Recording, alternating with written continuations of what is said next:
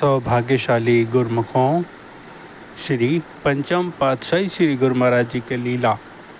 एक भगत का, प्रेमी का श्री गुरु महाराज जी पर कितना अटूट विश्वास होता है कि स्वामी जी हमारे अंग संग हैं, हमेशा हमारे साथ हैं। कोई भी छोटी या बड़ी मुसीबत आ जाए, कभी हमें अकेला नहीं छोड़ते, कुछ ना कुछ साधन ज़रूर बना देते हैं। लेकिन तब जब हम उनकी आज्ञा में रहेंगे, उनके पांचों नियम की पालना करेंगे। सौभाग्यशाली गुरमुखों, एक भगत जी ने अपनी आप बीती लीला बताई। भगत जी फैमिली सहित सत्संग अटेंड करके कार से अपने घर वापस जा रहे थे। रात 10:30 बजे का समय था।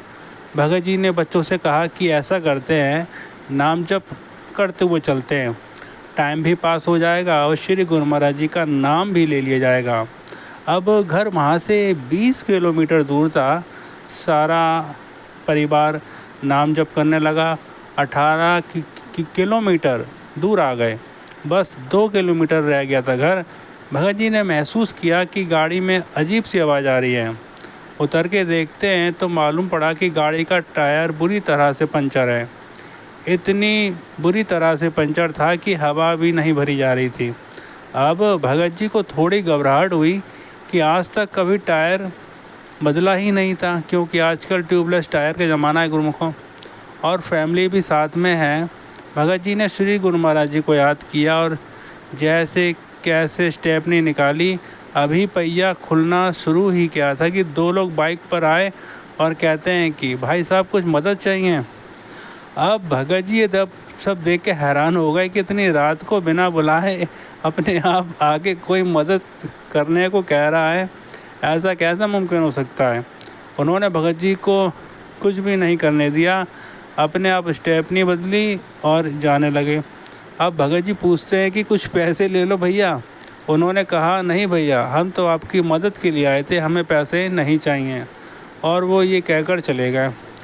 अब भगत जी और उनका परिवार का विश्वास है कि श्री गुरु महाराज जी उनके अंग संग हैं।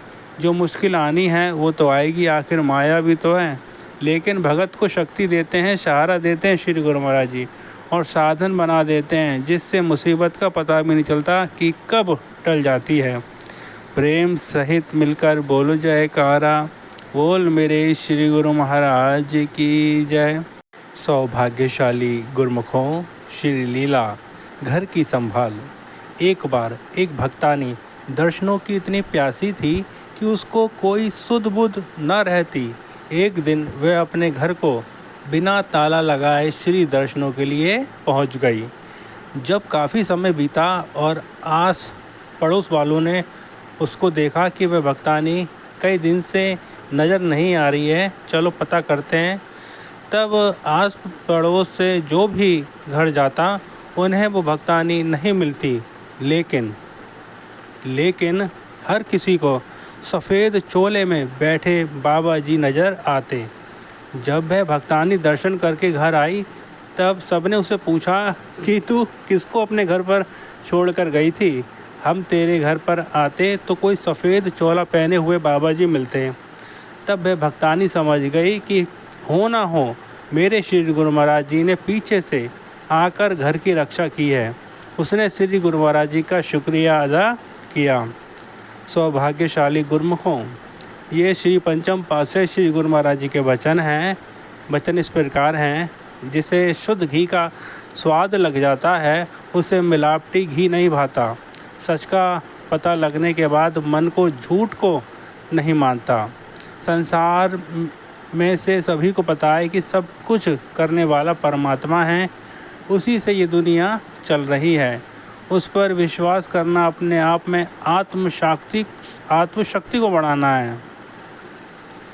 गुरु का भी यही कहना है कि जीव जाग, तू कब तक देह के भान में पड़ा रहेगा?